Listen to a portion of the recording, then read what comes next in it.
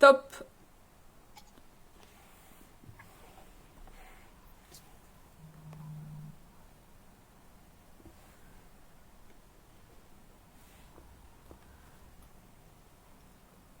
Vous pouvez y aller.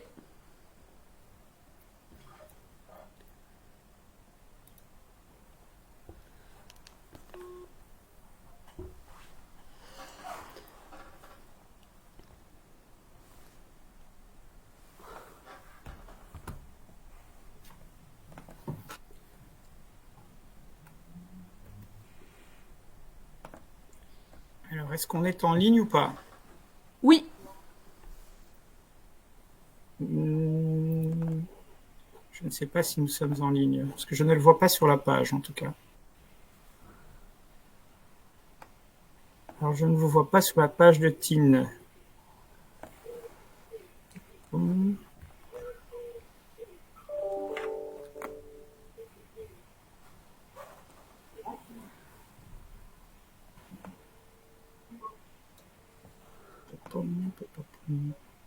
Alors, T'as arrêté la diffusion?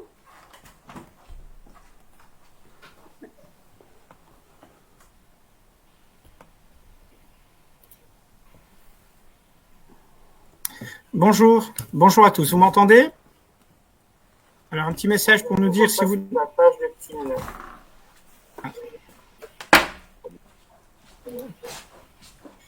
Voilà. Alors, j'espère que vous allez bien, que tout se passe bien pour vous. Alors, aujourd'hui, nous avons la chance de pouvoir participer à un webinaire avec Iman Kenfaoui. Bonjour Iman. Bonjour Nordine. Et moi-même, Nordine Benganem.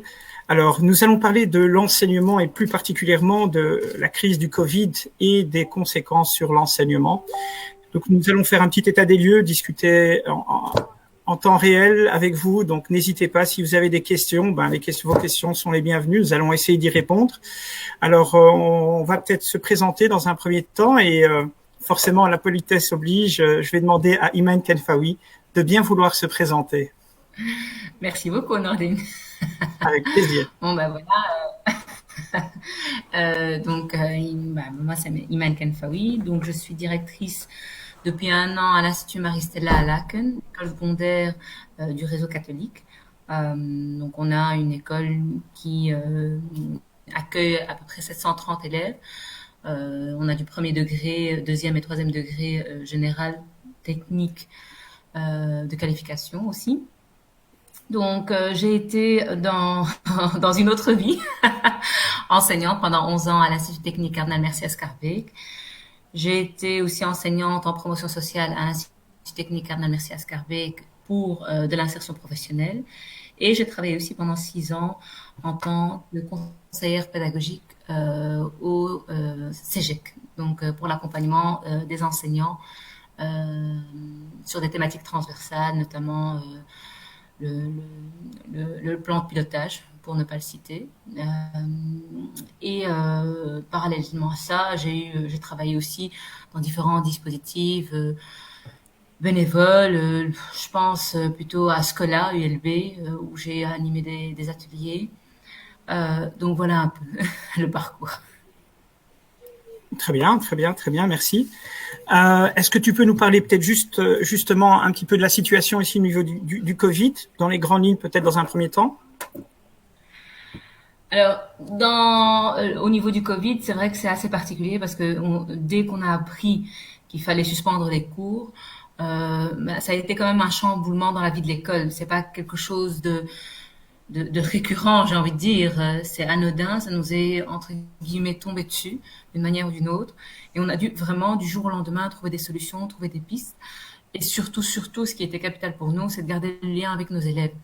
Et donc ça a vraiment allez, enfin pas perturbé, je n'oserais pas dire perturbé, mais en tout cas changer la manière d'aborder les choses de nos enseignants qui du jour au lendemain ont dû travailler autrement avec nos jeunes pour à la fois garder le contact, mais nous aussi, enfin en tout cas moi aussi en tant que directrice, mais aussi en équipe de direction avec les directeurs adjoints, on a dû aussi trouver des stratégies parallèles pour garder le contact avec nos équipes et garder le contact avec les parents et les élèves. Donc c'était une autre manière de faire. c'est pas, on n'était pas habitué à ce type de fonctionnement. Et en même temps, c'est une situation qui nous a obligés justement à fonctionner autrement, et tant mieux, j'ai envie de dire. Oui, tout à fait. Merci.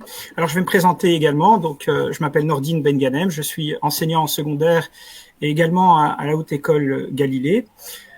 Alors, parcours, c'est difficile de décrire un peu, enfin, son parcours. Donc, mon parcours est lié à la jeunesse depuis toujours, à l'apprentissage, à l'orientation. Je suis très engagé aussi au niveau associatif depuis de nombreuses années. Donc, avec LEAD principalement. Donc, et alors, on a organisé pas mal d'activités avec Parcours Déclic, Déclic at School, la Journée Déclic. Et dans ce cadre-là, nous nous efforçons, d'aider les jeunes à trouver leur voie en travaillant avec eux la confiance et l'estime de soi, en leur permettant de rencontrer et d'échanger avec des modèles de réussite inspirants. Alors ici, il y a quelques mois, tout a été chamboulé avec la crise du Covid, forcément, et le confinement. Alors les cours, comme l'a très bien dit Imen, les cours à l'école en tout cas, c'était plus possible.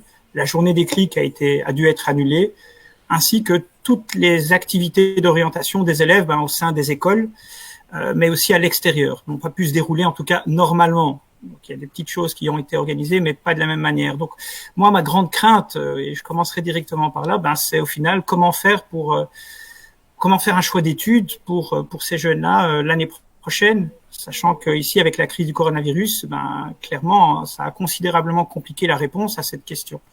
Parce qu'au final, on a énormément parlé d'eux, mais on ne leur a pas permis de s'expliquer, de s'exprimer. On les a pas beaucoup entendus, et j'ai vraiment le sentiment que ce sont un peu les oubliés de cette crise.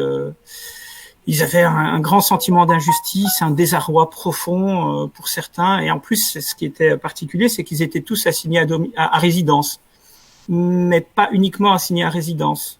Ils étaient assignés à résidence, alors que ici, ça fait des années, des mois et pour certains des années en tout cas, où on leur répète d'arrêter de regarder les écrans, de ne pas rester devant les écrans. Et puis voilà, aujourd'hui, ils sont tous assignés à résidence devant un écran, où on leur demande de travailler, d'échanger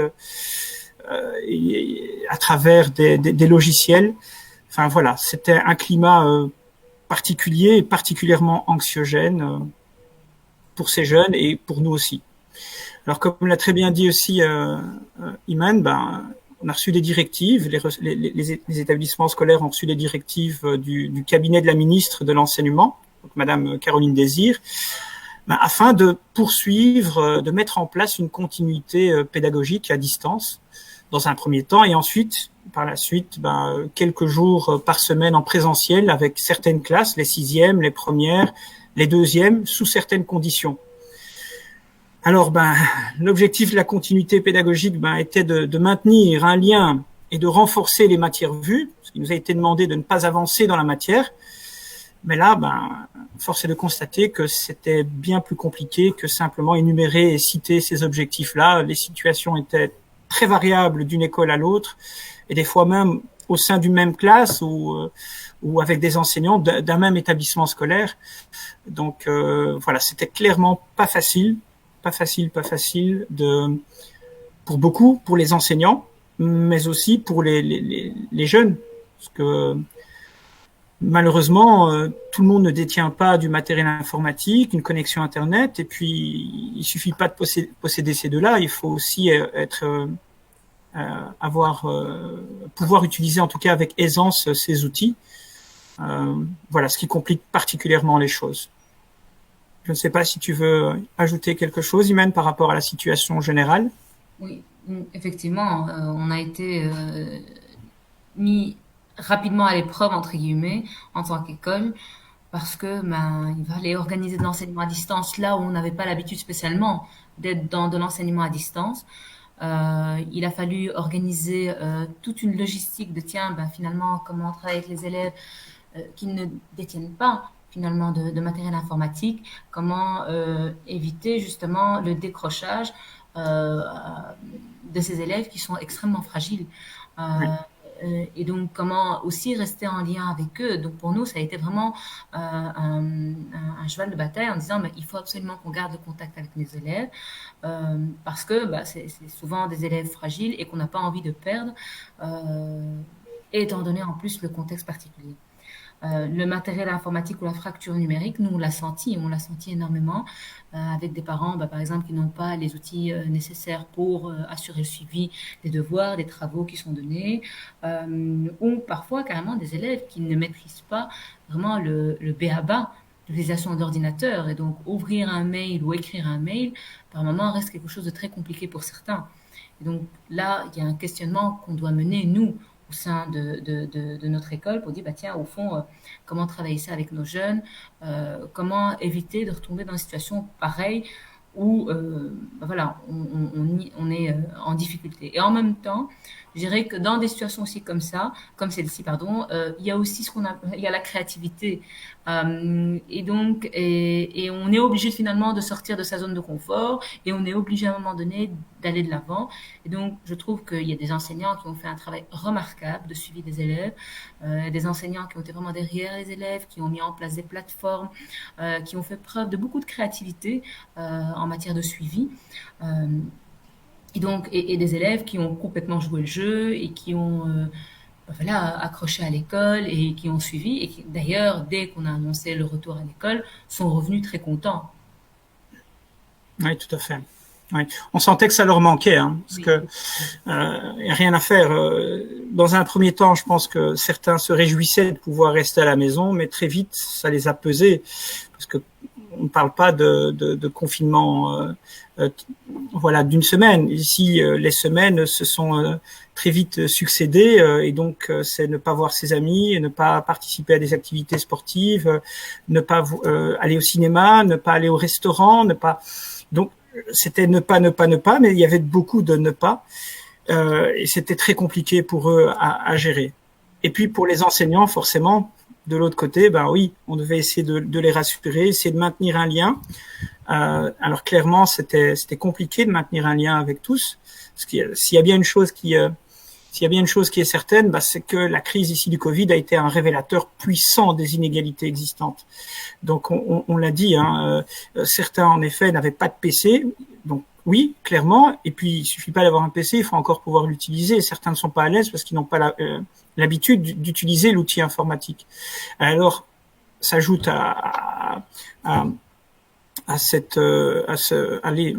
s'ajoute à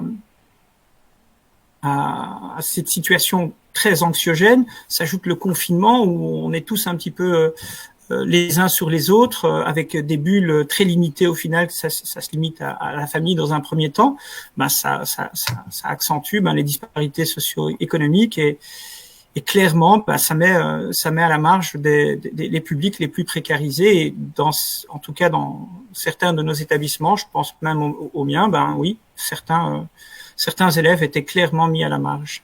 Oui, c'était compliqué. Travail à distance, pour moi c'est un outil indispensable, mais on peut pas tout faire comme ça. En présentiel, je pense que c'est un monde de différence, mais on y reviendra certainement par la suite. Alors, il mène une petite question là qui t'est posée. Alors, gérer le niveau de stress des enseignants n'a pas dû être évident, étant donné l'intensité de la crise. Comment l'avez-vous vécu? Gérer le niveau de stress des enseignants. Je pense que avant de la direction, on peut commencer par la tienne. Ton stress, en tout cas, ton niveau de stress devait être au summum. Je pense qu'au-dessus de ça, c'était le soleil, non? Non, mais c'est vrai que déjà en tant que direction, c'est vrai que l'idéal c'est de prévoir, d'anticiper et de pouvoir planifier une série d'actions. Donc il faut savoir que l'école c'est très rythmé, il y a un rythme à chaque fois, il y a des étapes, il y a des incontournables, c'est comme un marronnier finalement. Ouais. Et c'est vrai que pour les enseignants, je pense que pour la première fois pour certains, ils ont été confrontés à des situations où il y a eu une perte totale de repères. Et donc, quand il y a une perte de repères, naturellement, on s'accroche à ce qu'on connaît. et on s'accroche à ce qu'on sait. Et donc, oui, effectivement, c'est pareil pour les enseignants que pour la direction hein, que je suis et pour l'équipe de direction avec laquelle on a avancé. C'est clair que dans un premier temps, ce qui a été le plus difficile, c'est de sortir de cette logique de on anticipe et on est dans une logique de ultra court terme. On n'est pas du tout sur du long terme ni moyen terme. On est vraiment sur, on attend les informations. Il y a des circulaires qui tombaient la nuit pour le lendemain. Et donc ça n'a pas été quelque chose de très facile à gérer, je reconnais. Et alors, évidemment, ça déstabilise aussi l'équipe qui a l'habitude de recevoir une série d'informations de manière anticipative, qui là navigue à vue. Et donc, c'est pas quelque chose de très commun dans l'institution scolaire de naviguer à vue. On a l'habitude de les éphémérides, on partage, etc. Et on sait quand est-ce qu'on fait la réunion de parents, on sait quand est-ce qu'on fait l'examen, on sait il y a une planification qui est inhérente carrément à l'institution. Et donc naviguer à vue a été un facteur de stress pour les enseignants, je pense, et pour moi en tant que direction. Mais je pense que aussi le contexte rajouté à cela du stress. Et donc c'est vrai que c'était pas évident. Maintenant, moi, je vous cache pas que j'ai de la chance. Je travaille beaucoup avec le directeur adjoint et donc ce qui fait que on a pu avancer vraiment ensemble en se disant tiens, on pense à tel point ou tel élément. Il y a aussi beaucoup de directions. On a travaillé en équipe de direction avec d'autres écoles et on échangeait. Tiens, qu'est-ce que tu comptes faire? Qu'est-ce que tu comptes mettre en place dans ton école? Donc ça, c'est au niveau des directions. On a été on a reçu des informations de notre organe de concertation et de représentation, donc le CEGEC, qui nous a envoyé au fur et à mesure des informations. Là aussi, ça tombait au jour le jour, et donc il fallait être vraiment très attentif, et parfois avec des informations contradictoires. Mais bon, on a reçu ces informations. Et puis, par la suite, il y a eu le travail avec les enseignants. La première chose, quand on nous a annoncé le retour, la première chose qu'on a faite, c'est de dire, on fait un Zoom, une vidéoconférence avec nos enseignants pour leur dire, comment vous envisagez le retour de ces classes. Et on a écouté tout ce que les enseignants avaient à nous dire et on a construit le modèle de retour à partir de ces retours d'enseignants qui nous ont dit, par exemple, tiens, ça serait bien qu'on travaille l'orientation. Donc, on a mis un atelier orientation. Ça serait bien qu'on rétablisse le lien avec eux. On fait un atelier écoute et lien. Donc, on est vraiment parti de cette idée, construire avec l'équipe pour aussi rassurer l'équipe parce que finalement, c'est les enseignants qui reprenaient aussi. Et donc, beaucoup d'écoute, beaucoup de temps à écouter les enseignants, à rassurer, à répondre aux questions. Et parfois, oser dire, on n'a pas de réponse en fait. Simplement, on n'a aucune réponse, on attend. Et donc, c'est encore plus déstabilisant, j'imagine. Pardon ? C'est encore plus déstabilisant, j'imagine, de ne pas avoir de réponse. Et oser le dire. En tant qu'enseignant, on a l'habitude d'avoir la réponse. Ouais. C'est aussi de nouveau un peu manière de fonctionner. Et donc ici, pour beaucoup d'enseignants, il fallait sortir de ce modèle. On a réponse à tout. Non, on n'a pas réponse à tout. Il y a de l'incertitude. On navigue à vue. L'objectif, c'est qu'on reste ensemble, centré sur, quand on a élaboré le plan de retour des élèves, on était très clair avec les enseignants. L'objectif du retour, c'est remédiation, consolidation, établir le lien et orientation. Donc, il s'agissait pas pour nous de venir pour faire du dépassement ou pour faire des examens ou etc. Donc, ce qui était capital pour nous, c'était à la fois d'être à l'écoute de nos enseignants, de les rassurer, de montrer à chaque fois, voilà comment on organise l'école. Et on a essayé au maximum de faire les feedbacks via les vidéoconférences avec eux. Et concrètement, qu'avez-vous changé dans votre manière de travailler pendant cette crise ? Enfin, je sais qu'il y a eu plusieurs changements, on va dire dans la première phase. Le premier retour des élèves. Alors, donc déjà, on a fonctionné par demi-journée donc on a eu les recommandations du CEGEC, mais on a décidé, en concertation avec les équipes, plutôt de fonctionner par demi-journée. On a fonctionné par atelier. On n'a pas du tout fonctionné par cours, en disant, on va analyser finalement les bulletins ou les situations de nos élèves. Et à partir de là, on construit des ateliers qui ont du sens pour les élèves. Donc, on a des options qualifiantes. On a fait des ateliers pour préparer leur épreuve de qualification. On a misé sur l'orientation. Il y a eu des ateliers d'orientation au début, à la reprise, à mi-parcours et à la fin du parcours ici. Donc, on a misé aussi sur l'écoute, parce que pour nous, les jeunes, ils ont vécu quand même quelque chose d'inédit. Et pour certains, voilà, dans des situations qui ne sont pas toujours évidentes. Et donc, on a essayé aussi au maximum de créer cet espace de parole. Donc, le premier jour de retour à l'école, c'était un atelier écoute. On a pris le temps d'expliquer, enfin les titulaires ont pris le temps d'expliquer aux jeunes, voilà comment vous avez vécu, voilà comment s'organise l'école, de leur expliquer un maximum pour réduire à chaque fois cette incertitude, même si elle reste vraiment inhérente à notre situation, à notre contexte. J'imagine qu'il y a eu un travail de prévention aussi et de sensibilisation au respect des normes des mesures sanitaires en tout cas. Donc, on a créé des vadémécum. On a créé un vadémécum pour les profs où on reprend vraiment l'ensemble des règles et on a fait une vidéoconférence pour expliquer à chaque fois aux enseignants, il y a telle règle parce qu'il y avait des arrivées différées entre groupes, il y avait des parcours de couleurs dans l'école, il y avait des horaires décalés, etc.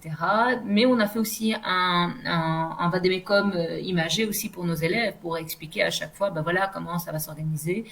Et lors de cet atelier Écoutez bien, justement, les élèves, les titulaires de l'atelier ont expliqué le vadémécum, mais on peut répondre aussi aux questions. Parce que très rapidement sont venues des questions de type pratico-pratique. Comment je vais être délibéré, comment je vais être, comment mon cas sera traité en conseil de classe, etc. Ouais. Donc, notre objectif, c'était de rassurer déjà tout le monde. Et sur les mesures sanitaires, et sur l'accueil, et sur la qualité du travail, et puis par la suite, d'essayer de reprendre un semblant de normalité à l'école. J'imagine. Alors, prochaine question donc qui m'est posée, c'est pouvez-vous nous parler de votre expérience de professeur en ligne improvisé? Ça, c'est pour toi. Alors, il se fait que cette année, j'ai eu la chance de participer à une formation, d'ailleurs donnée par Xavier Guyot sur les outils en ligne et à distance. Et donc, par conséquent, j'étais, on va dire, déjà familiarisé avec certains d'entre eux. Mais bon, clairement, il faut concevoir différemment ces séquences de cours, ces méthodes de renforcement également. Donc, il faut travailler un petit peu à la demande, en tout cas, pour essayer de combler certaines lacunes. Mais bon, il y a une grande difficulté. Travailler à la maison, c'est pas toujours facile, surtout en présence des enfants qui forcément me sollicitent aussi pour leur propre travail. Alors, je vais vous faire une petite confidence. J'ai ma petite princesse qui a 4 ans et demi, qui comprend pas que je travaille à la maison. Pour elle, une fois que je suis à la maison, je travaille pas. Et donc, je peux vous dire que de temps en temps, pendant des séances Zoom avec mes élèves ou mes étudiants, on voyait peut-être pas ce qui se passait en dessous de la table, mais il y avait des séances de maquillage, de vernis. Donc, oui, j'ai terminé un jour avec du vernis au pied. Ce sont les aléas, en tout cas, du confinement avec la petite famille. Mais sinon, ça prend plus de temps, en fait, de préparer. Il faut aussi essayer d'anticiper les difficultés que les jeunes pourraient rencontrer. Sinon, c'est vrai qu'il y a pas mal d'outils qu'on a découverts au final en discutant avec certains collègues où on se refilait quelques tuyaux. C'était plus que nécessaire parce que certains étaient en tout cas pas limité en tout cas. Certains étaient limités, donc ça c'était un peu il y avait des restrictions. On n'allait pas commencer à acheter toutes les licences, d'autres étaient plus faciles et plus facilement accessibles en tout cas et donc nous permettaient de le faire. Alors il y avait aussi une autre difficulté, c'est qu'il fallait essayer de trouver des outils qui permettaient à un maximum d'élèves de pouvoir suivre. Je pense par exemple à Ouclap qui permet également de faire les exercices sur son smartphone, parce que on en rediscutera certainement un peu plus tard. Beaucoup de jeunes n'avaient pas de PC portable et donc ils s'étaient confrontés à d'autres difficultés. Voilà. Alors, encore une question qui m'est destinée. Dans votre travail, directement avec les étudiants, qu'est-ce qui a été le plus difficile à gérer pendant le confinement? Ce qui a été le plus difficile à gérer, c'était le manque d'interaction.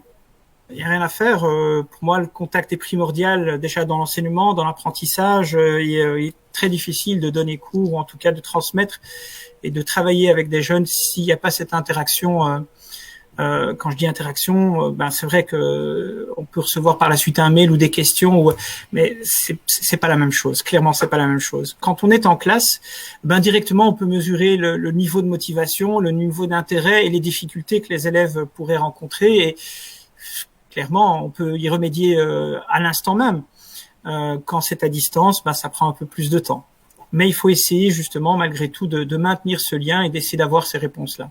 Voilà. On a essayé en tout cas. Maintenant, c'était compliqué pour les enseignants, c'était compliqué aussi pour les jeunes. Donc certains n'avaient pas suffisamment d'espace, n'avaient pas de matériel, il n'y avait pas forcément une ambiance de travail à la maison et propice en tout cas à l'apprentissage. Certains élèves se sont plaints aussi de la quantité importante de travaux qu'ils devaient effectuer à domicile. J'insiste, ils ne se plaignaient pas des travaux, ils se plaignaient des travaux qu'ils devaient effectuer à domicile. C'est pas du tout la même chose. Alors on dit souvent que la jeunesse est hyper connectée, ce qui est vrai en partie, mais clairement ici, on s'est rendu compte que c'était souvent une connexion limitée à un smartphone. Et cet outil, clairement, n'est pas adéquat pour rédiger un rapport, pour répondre à des questions, pour lire un long texte, pour effectuer des recherches. Et comme je vous l'ai dit également, à la maison, des fois les espaces sont restreints ou partagés. Il faut bien vous dire que tout le monde était à la maison en même temps, et des fois tout le monde devait utiliser l'outil informatique en même temps. Donc clairement, c'est pas un environnement propice pour les apprentissages. Je pense qu'à certains moments, certains enseignants l'ont un peu perdu de vue en se plaignant. Des fois à raison, de ne pas recevoir de nouvelles des jeunes, de ne pas avoir les travaux faits. Mais bon, voilà, certains jeunes étaient aussi confrontés à des difficultés, à la maladie d'un proche, encore une fois, cette période était particulièrement anxiogène et nos jeunes l'ont subi aussi de plein fouet. N'oublions pas qu'en temps normal, ces jeunes se voient entre eux, donc sortent, ont des activités, et lorsqu'ils ont besoin d'utiliser un ordinateur, ils le faisaient à l'école, soit dans le local informatique ou à la bibliothèque, et ici, c'était inaccessible.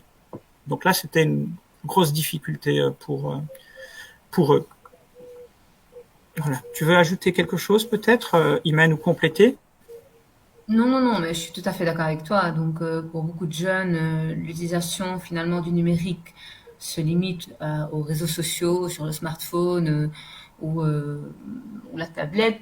Mais c'est vrai qu'une utilisation beaucoup plus approfondie de l'outil et au service des apprentissages, c'est quelque chose qui, pour certains élèves, n'est pas acquis et à travailler. Et donc, effectivement, il y en a certains, ou en tout cas, il y a certains élèves qui étaient beaucoup plus fragiles à ce niveau-là et qui vivaient dans des situations familiales aussi compliquées. Et donc, c'était aussi un peu le rôle de l'école de dire, tiens, il y a fracture numérique, mais qu'est-ce qu'on fait avec ça? Comment on les soutient? Comment on perd pas ces enfants? Et on garde le lien avec eux. Donc ça, c'était un enjeu aussi capital de cette période, tout en restant toujours vigilant et très conscient du fait que ils vivent des situations qu'on connaît pas. Il y a vraiment une méconnaissance de ce qu'ils vivent au quotidien. Et donc, ça, c'est un élément à garder en tête et dire, mais non, il n'a pas fait mon travail, il ne m'a pas rendu mon travail. Oui. Certes, c'est possible, je ne remets pas ça en question, mais on ne sait pas ce qui s'est passé dans les familles. Exactement. On ne sait pas dans quel contexte l'enfant, le jeune était. Je pense que pour certains, le fait de revenir, quand je les vois en 3e et en 4e, on les a fait revenir. Il y en a certains qui se sont présentés alors qu'ils n'étaient pas convoqués. Donc pour eux, c'est tellement important de revenir à l'école, tellement important de rétablir ce lien, parce qu'on sentait une forme de limite, si j'ose dire, de dépression. Une Oui, oui, école, tout à fait. eux aussi, Tout à fait. au-delà des apprentissages, c'est tous leurs amis, leurs liens, le lien social finalement pour eux. On a perdu quelques élèves pendant cette période-là. Donc il y a certains élèves qui malheureusement étaient difficilement joignables. Là aussi, s'il fallait trouver des stratagèmes, il fallait essayer de les contacter et réellement les appeler parce qu'ils ne répondaient pas aux mails, ils ne répondaient pas, en tout cas ici sur les groupes WhatsApp et autres qu'on utilisait. Et donc oui, c'était pas évident parce que quand on est en classe, ben encore une fois, lorsqu'il y a des élèves qui ont des soucis de motivation, on peut très bien beaucoup plus facilement en tout cas les rebooster et faire en sorte de les remettre un peu sur les rails. Mais quand ils sont à la maison, ben c'est clair, là les apprentissages sont beaucoup plus compliqués et puis il n'y a plus la même motivation parce que voilà l'enseignant n'est pas là pour les suivre, pour les tirer vers le haut et pour essayer de faire en sorte qu'ils ne décrochent pas. Et donc il y a comme ça quelques élèves qui n'ont pas donné signe de vue, en tout cas qui n'ont plus donné signe de vie et puis voilà, on s'est empressé de les contacter. J'imagine que c'est la même chose pour toi. Et puis en discutant avec certains d'eux, ben voilà, certains m'ont expliqué aussi leur désarroi énorme parce que ben voilà, ils ne pouvaient pas faire les travaux parce qu'ils travaillaient sur leur smartphone et que ça devenait très très compliqué. Et donc il y a un moment, ils ont abandonné clairement. Ils ont abandonné en se disant ben voilà, c'est fini pour moi, j'abandonne. Et je dis ça, ben ça concerne les élèves du secondaire, mais aussi les étudiants. On dit qu'il y avait plus de 25% des étudiants qui ont abandonné durant cette période de confinement. 25% à cette période-ci, c'est énorme. On ne parle pas du retour de janvier, du retour, enfin juste après la période d'examen. On parle bien de cette période-ci, ce qui est énorme. Comment voulez-vous que ces jeunes-là suivent une scolarité normale ou un cursus normal sans être outillés, alors que ça devient une exigence en tout cas pour pas mal de cours. Qu'est-ce que vous avez fait concernant justement les élèves qui ne pouvaient pas remettre des travaux? Comment vous êtes organisé, Iman? Alors, ce qu'on a fait dans un premier temps, c'était faire un état des lieux via les titulaires qui avaient des groupes de contact avec les élèves, voir quels sont les élèves qui n'ont pas de matériel. Et donc, les élèves qui n'ont pas de PC, qui n'ont pas d'ordinateur. Une fois qu'on a identifié ces élèves, on a collaboré notamment avec toi et Circula à Bruxelles pour offrir des PC à ces élèves.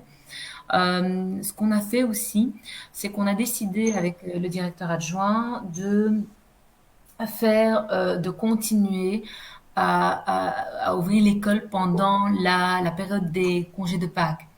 Donc, ce qu'on faisait, les parents nous envoyaient un petit mail ou nous appelaient pour qu'on leur imprime les documents et les travaux. On imprimait et ils venaient les chercher le lendemain.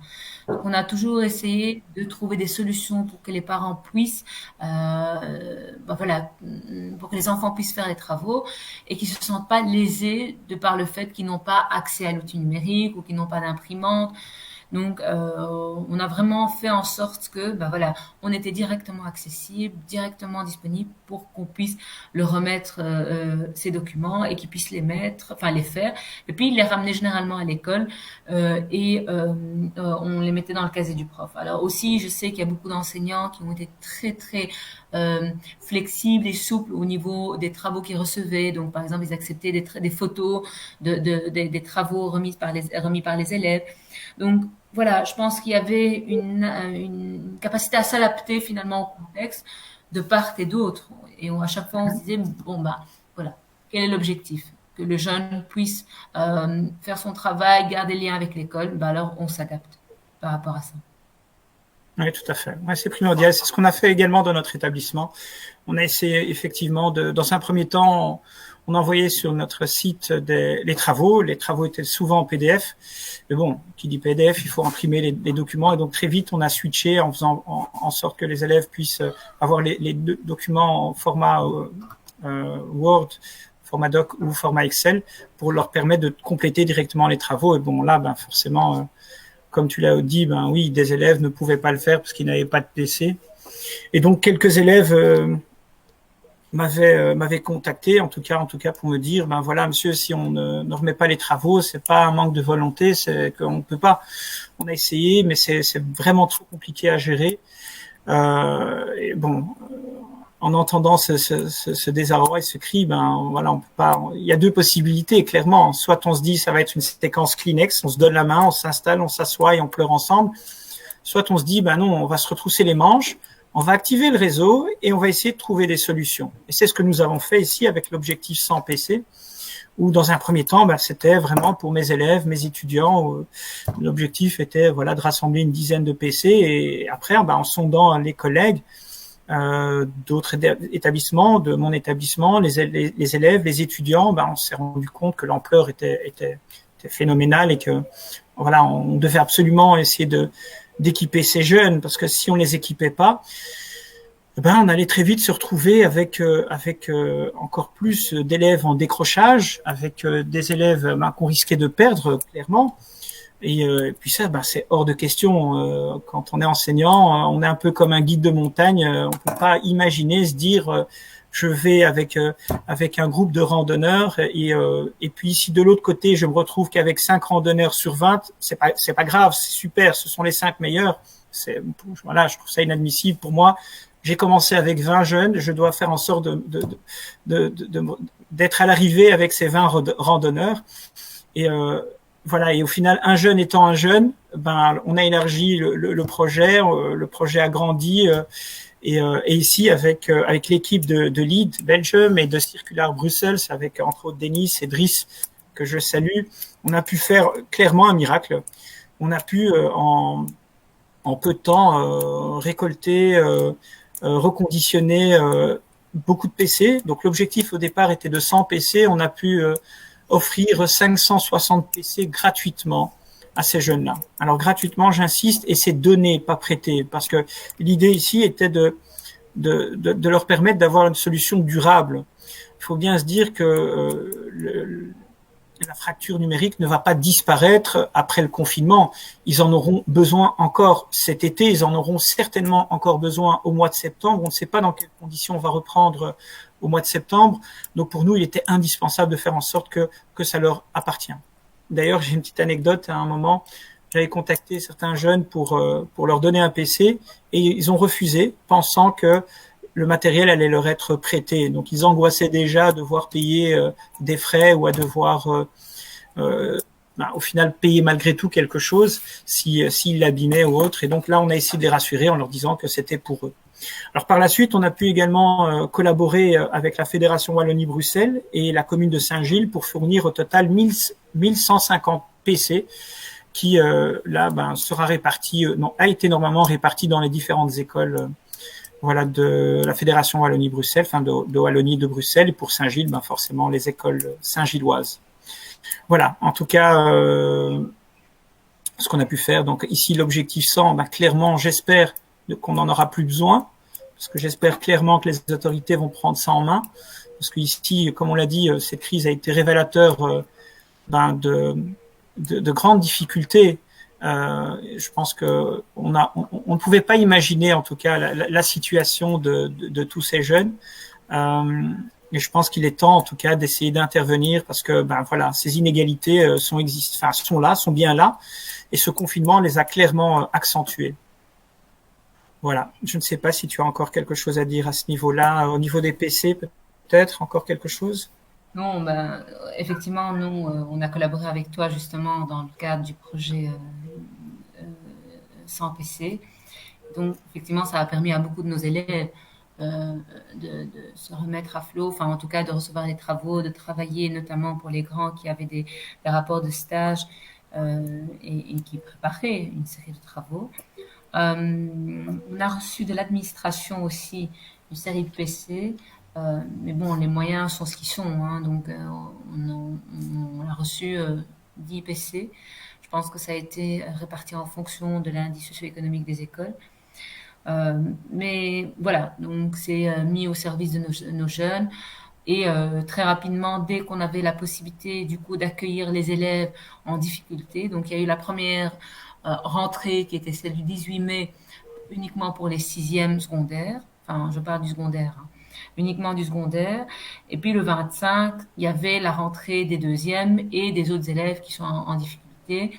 Et donc là, on a commencé plutôt pour ceux, enfin, notamment les cinquièmes, qui devaient présenter des travaux et préparer des rapports.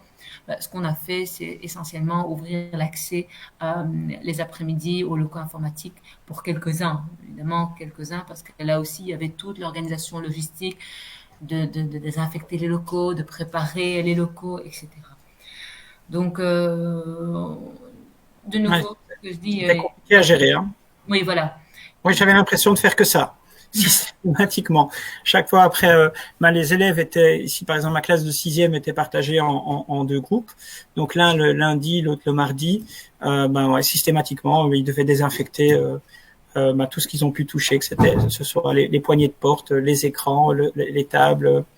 Oui, je pense que On a beaucoup travaillé vraiment avec des affiches qu'on a reçues à la fois de l'administration, mais aussi des affiches qu'on a essayé de trouver via différents organismes, le plus clair, le plus ludique et le plus simple possible. Euh, et je pense, franchement, dès le retour des sixièmes, le 18 mai, ils étaient vraiment très consciencieux, très méticuleux même, et très appliqués dans le respect des consignes de sécurité. Et donc, ça s'est plutôt bien passé avec eux. oui, c'est vrai qu'ils ont fait preuve d'une grande maturité. Déjà, en ayant respecté le confinement, parce qu'au final, il n'y a pas eu d'abus et on ne le dit pas assez, mais voilà, ils sont restés quand même à la maison, sans faire la fête comme on voit pour l'instant avec les plus grands. Et puis, quand ils sont revenus à l'école, c'est vrai qu'ils étaient hyper motivés et ravis de revoir leurs amis et de nous revoir aussi, parce qu'il n'y a rien à faire. Il y a quand même des liens qui se créent entre les enseignants et leurs élèves. Alors ici, on me pose une autre question. Comment se sont passés les examens et les évaluations? Alors, sujet. ouais, vas-y. Non, non, vas-y. Ici, pour faire simple, au niveau de la communauté française, je précise, au niveau de la communauté française, parce qu'il y a quand même des différences ici au niveau de la communauté néerlandophone qui a maintenu certains examens. Au niveau de la communauté française, les examens n'ont pas eu lieu. Donc, on a dû statuer sur leur situation de l'année, en tenant compte, bien évidemment, en leur faveur des travaux qu'ils auraient pu remettre pendant la période de confinement, mais jamais en leur défaveur. Maintenant, concernant les qualifications, en fait, on a appris tardivement que les qualifications étaient maintenues. Et donc là, c'était un stress important pour les profs déjà et pour les élèves, parce qu'il faut pouvoir les préparer. Les qualifications font quand même appel à des compétences, ici de cinquième et de sixième, des compétences qu'ils doivent acquérir et qu'ils doivent pouvoir défendre. Et donc là, il a fallu énormément travailler, il a fallu énormément d'efforts de leur part pour se préparer à ces qualifications. Alors, les élèves sont avertis, je peux vous le dire, j'ai été particulièrement impressionné, et je suis pas le seul, la direction aussi, les directions et les collègues, de la qualité des qualifications qu'ils nous ont fait cette année. Leur défense était bluffante. C'était impressionnant, vraiment. Mais je te confirme, donc nous, au niveau des circulaires et des notes qu'on a reçues, donc effectivement, il était très clair, en tout cas en communauté française, que les examens étaient suspendus. Les épreuves certificatives externes, le CESS, le CE1D et le CEB, en tout cas nous on était concernés essentiellement par le CESS et le CE1D, étaient suspendus. Et donc on est vraiment plutôt parti de l'idée, dans un contexte pareil, comment délibérer les jeunes tout en, comment dirais-je, tout en mettant en avant ce qu'ils ont fait jusqu'au 13 mars, mais tout en sachant qu'on a des profils variés d'élèves. On a des élèves qui ont une tendance chez nous peut-être à travailler pour les examens et attendre les examens pour s'activer. Et on a d'autres élèves qui misent plutôt sur le travail journalier. Donc il fallait trouver un règlement général des études qui consigne un peu ces différents profils. Il est clair que l'administration aussi nous a demandé de communiquer un règlement général des études spéciales Covid avant le 31 mai aux parents. Et donc, on est parti plutôt sur, tiens, le conseil de classe reste souverain dans les décisions qu'il va prendre. Il peut se baser sur une série d'éléments, les études antérieures, la progression du jeune pendant l'année scolaire. Et évidemment, si travaux il y a eu pendant le confinement, vraiment sont pris en considération, mais en faveur de l'élève. Jamais, jamais, jamais pour sanctionner, enfin en tout cas jamais pour, comment dirais-je, être un élément qui va mettre l'élève en difficulté. Alors ça a été tout un travail aussi parce que c'est aussi un nouveau paradigme, c'est une nouvelle paire de lunettes en fait qu'on demande aux enseignants de porter et que les enseignants n'ont peut-être pas l'habitude de porter. Et donc là, ça a été pris en considération. Là, ça a été de dire, il y a Oui, désolé, il y a eu un écho. Et donc là, il y a eu vraiment un travail avec les enseignants qui, au fur et à mesure, effectivement, ont compris et ont dit, ben oui, effectivement, cette année est particulière. Et donc, pour beaucoup de classes, on a visé sur le projet du jeune, on s'est dit, un pari positif, ou bien, on a dit, on mise sur le degré, notamment dans des classes de 3e ou de 5e, on se dit, voilà,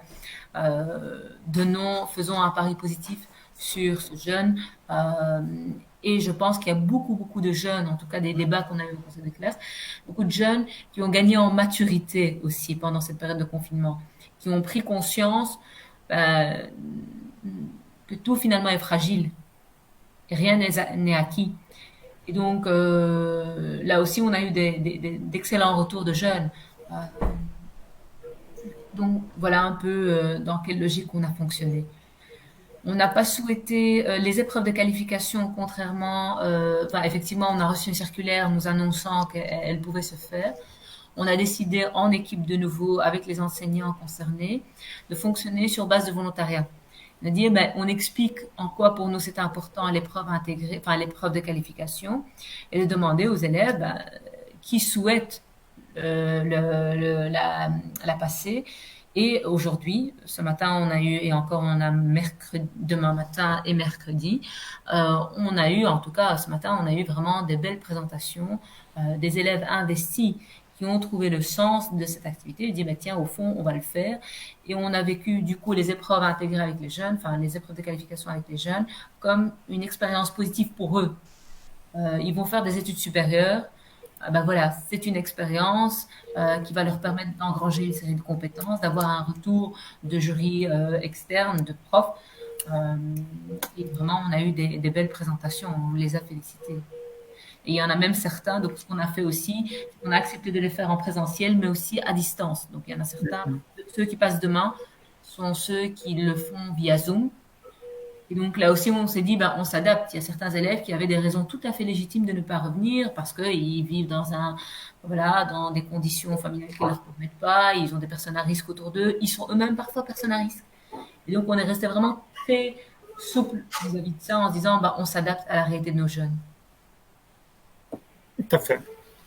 Ici, j'ai pu constater que certains élèves ont été particulièrement, eux-mêmes surpris, on va dire, de la qualité de leur travail, parce que je pense que leur permettre de pouvoir se focaliser sur ce genre de tâches a été aussi quelque chose de bénéfique, parce qu'au final, chaque fois qu'ils allumaient la télé, la première information au final, c'était le nombre de morts, c'était se situer par rapport au nombre de malades, et repenser à l'école avec cet objectif-là de réussir, de faire leurs preuves, a été quelque chose de bénéfique pour beaucoup, et beaucoup ont été en effet, comme je l'ai dit, stupéfiants en tout cas par la qualité de leur travail. Ouais. Alors, on me pose une petite question concernant l'impact de la crise sur la qualité de l'enseignement. Est-ce que les étudiants risquent-ils de se voir pénalisés dans la suite de leur parcours à cause de cette crise ?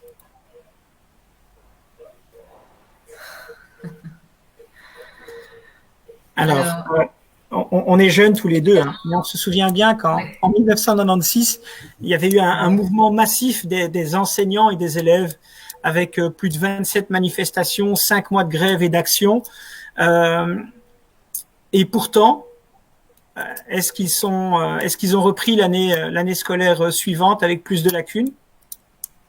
Est-ce qu'il y a eu une génération moins qualifiée?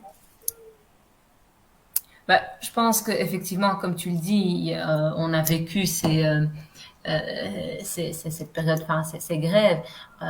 Moi, j'ai des enseignants carrément qui me le disaient. Ils me disaient, bah, tu sais, Iman, finalement, je pense à une enseignante de français qui dit, bah oui, nous, on sortait effectivement, on savait très bien qu'on n'avait pas cours, on était un peu dans ce mouvement, mais c'est pas pour autant que on n'a pas pu rebondir. Je pense qu'il faut faire confiance à nos jeunes, et faire confiance à leur capacité à rebondir. Euh, Maintenant, il faut aussi, à nous, en tant qu'acteurs d'enseignement, mettre en place des choses. Je pense que envisager l'année scolaire prochaine de la même manière qu'on l'a toujours fait, et donc, ben voilà, une rentrée classique avec, comment dirais-je, des cours qui reprennent immédiatement, avec un mode de fonctionnement classique. C'est peut-être un leurre. Je pense qu'il faut envisager les choses autrement. Il y a certains élèves qui vont devoir se refamiliariser avec l'école, reprendre le chemin de l'école, reprendre les habitudes de l'école. Euh, et donc là, à nous aussi de travailler autrement dès la rentrée pour ne pas les perdre. Oui, oui, tout à fait. Maintenant, on oublie bien souvent qu'on ne travaille pas que la matière, on travaille aussi des compétences. Et que ces compétences, une fois acquises, une fois qu'elles ont été travaillées, restent acquises, elles ne disparaissent pas. Et qu'au niveau des matières, je pense qu'il sera mois de septembre, dès le mois de septembre, possible de remettre à niveau et de pouvoir retravailler éventuellement si vraiment certaines matières fondamentales n'ont pas été vues à ce moment-là. Mais voilà, les élèves, encore une fois, ne partent pas de zéro. Je pense qu'ils ont appris déjà beaucoup de choses. Ils ont appris également des choses pendant cette période de confinement, et ces choses peuvent être valorisables également dans l'enseignement.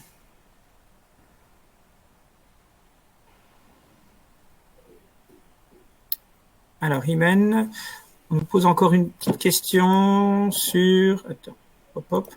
Tu es là? Oui, oui, je suis toujours là. Je ne vois pas ton mug. Ah, il est de retour.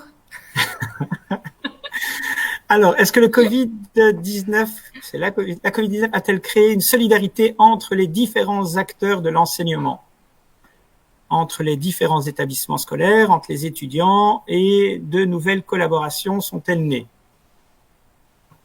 Je le disais, hein, donc nous, les équipes, enfin les directions en tout cas de l'entité Bruxelles Nord, Ouest, on a eu des zooms entre nous et des échanges, beaucoup d'échanges vraiment entre les directions. Donc ça a été très très riche parce que du coup, chacun finalement construisait un outil et le partageait avec un autre. Moi, je pense à ma collègue directrice de Saint-Louis. On a vraiment beaucoup échangé et à chaque fois, on se partageait des idées, des documents, parfois tout simplement. Hein.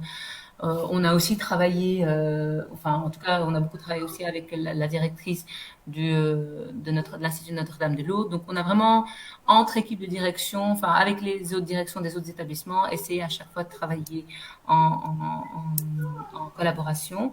Et donc il y avait déjà cette culture, mais elle s'est davantage renforcée. On a beaucoup travaillé aussi avec des acteurs plutôt de l'enseignement, mais là c'est propre à l'enseignement catholique. Les maisons diocésaines nous ont soutenus. Par exemple, on a ici dès le retour, on a organisé des ateliers de formation à distance sur comment utiliser l'outil numérique pour les enseignants. Et donc, avec le service de formation décentralisé du CECAFOC, on a beaucoup travaillé. Les enseignants entre eux ont énormément travaillé parce que les ateliers, par exemple, qu'on a organisés, parfois le prof de maths n'était pas celui qui était censé, enfin qui donnait le cours normalement, dans la grille horaire des jeunes, le cours de maths. Et donc il y a eu vraiment beaucoup d'échanges entre les collègues, de collaboration. Je pense à deux enseignants, par exemple, qui ont fait tout un module sur l'orientation et qui l'ont partagé avec d'autres collègues. Donc, je pense qu'il y a eu cette solidarité et puis il y a eu le travail, enfin, la collaboration avec toi, Nordine, pour les Oui. PC. Euh, donc ça aussi, ça nous a, voilà, énormément aidé. Donc voilà, je pense Il y a qu'effectivement, aussi la solidarité entre élèves qui a été oui, importante. tout à Donc, ils fait. se sont entraidés même à distance, qu'ils ont pu travailler certaines matières, ils se sont refilés des notes, des résumés. Ils ont organisé aussi des séances Zoom. Et puis, tu l'as très bien dit, c'est vrai qu'il y a cette collaboration entre enseignants, entre écoles même, des fois entre enseignants d'écoles différentes, par rapport à l'utilisation de ces outils. Et je pense que ce serait une bonne chose par la suite, on puisse faire un petit état des lieux de tout ce qui a été utilisé pendant cette période pour essayer de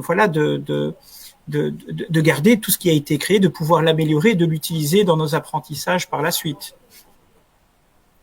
Je suis plutôt d'accord, effectivement. Je pense on a développé une série de compétences, ben, en tant qu'acteur de l'enseignement, enseignant, direction. Ben, voilà, je pense que c'est important de pouvoir, ben, voilà, continuer à les développer, et les mettre au service de nos jeunes. Oui. Voilà, on n'est pas à l'abri d'une deuxième vague. Enfin, j'espère pas. Et du coup, Restons optimistes. Il n'y en aura pas. On va essayer de s'en convaincre, n'est-ce pas? restons réalistes. On ne sait pas. Pour l'instant, voilà, c'est bien parti. Je suis plutôt optimiste. Ok. On verra. On verra ce que ça va donner. Au niveau de la solidarité des jeunes, j'aimerais quand même aussi mettre en évidence qu'il y a une solidarité au niveau du travail scolaire, mais il y a également une solidarité directement liée au confinement, avec énormément de jeunes dans les différentes communes de Bruxelles qui se sont organisés pour la distribution de colis, pour aussi les achats, en tout cas pour les personnes ne pouvant pas se déplacer. Et je trouvais ça extraordinaire que ce ne soit. Enfin, je trouvais ça un peu dommage que ce soit pas davantage mis en évidence. Mais voilà, je me disais aussi, voilà, au final, ces jeunes-là ont clairement appris autre chose aussi. Et la solidarité est une belle valeur. Je pense qu'on ne peut pas la prendre autrement. C'est vrai que j'ai eu aussi des cas comme ça à l'école où nous avons une option technique sociale au troisième degré et en cinquième, sixième. Et souvent, ben, nos élèves vont en stage dans des homes ou des maisons de repos. Et donc, il y a un home qui a fait appel à nous en disant, ben voilà, ce serait bien de pouvoir avoir de l'aide parce que notre personnel, ben voilà, est absent, et a des difficultés à suivre. Et on a eu des élèves de cinquième, de sixième notamment, qui sont partis donner un coup de main bénévolement. Enfin, et on a trouvé ça très, très, très, très enrichissant pour eux. Et c'est finalement, ça représentait les valeurs de Marie-Stella, à dire, bah, tiens, voilà, on est à l'écoute et on reste solidaire avec notre environnement, avec notre société. Enfin, et on participe finalement, nous, en tant qu'acteurs d'enseignement, à l'épanouissement, à l'éclosion de ces jeunes citoyens. Oui, tout à fait. On les accompagne en tout cas dans ce développement et cet épanouissement, c'est certain. Alors, en parlant de jeunes, de colis alimentaires, difficile de ne pas avoir une pensée pour Zakaria, qui nous a quittés hier, qui était un jeune très aimé, un jeune au grand cœur, qui a été très très actif lors des distributions de colis. Donc là, de tout cœur avec la famille, voilà, qu'il repose en paix.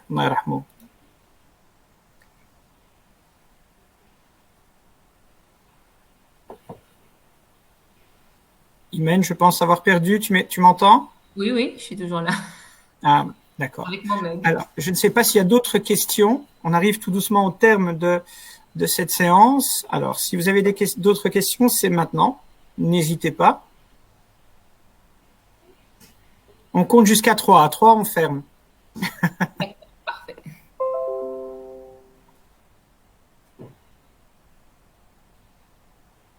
Vous avez Alors, fait. je revois les questions à côté, hein, donc je vais reprendre le fil des questions, peut-être.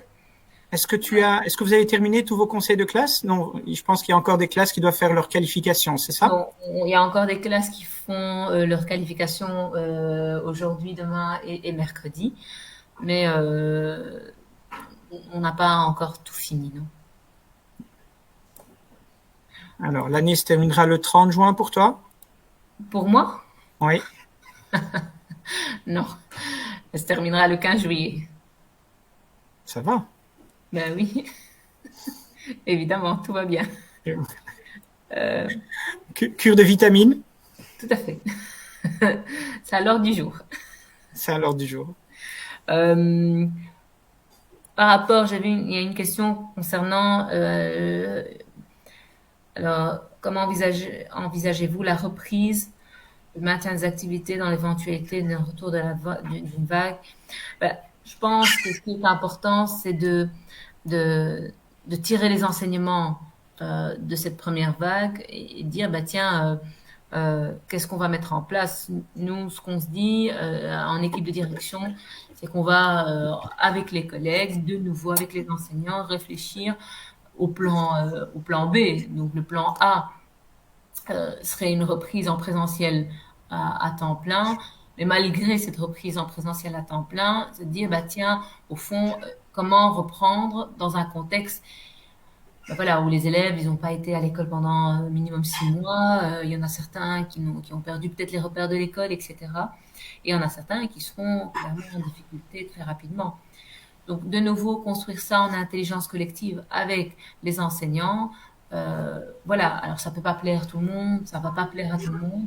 De toute façon, ça ne plaît jamais à tout le monde, de toute manière. Mais l'idée pour nous, c'est à chaque fois de faire ces allers-retours vers l'équipe éducative et de dire, bah tiens, voilà, comment envisagez-vous les choses, comment envisagez-vous le retour, et puis il y a la réalité, voilà, des moyens disponibles, et on construit sur cette base-là, et on explique à chaque fois le pourquoi on le fait comme ça et quel est le sens de l'action posée. Tout à fait. Hop, hop, hop, hop. Alors, je regarde l'heure. Donc là, il est 7h10. Je pense qu'on va arrêter dans un instant. Alors, hop. Alors, je tiens à remercier, en tout cas, je te remercie, Imen, pour ta participation et d'avoir pu te libérer avec ton emploi du temps hyper chargé. Toujours accompagné de ton mug. Tu peux encore leur montrer, s'il te plaît? Il est là! Ouais, alors. Attends, regarde. il fallait. C'est pas possible, tu vois. Allez, tiens. Ah, c'est pour toi. Bon, ben voilà. Tu m'avais promis d'aller le chercher.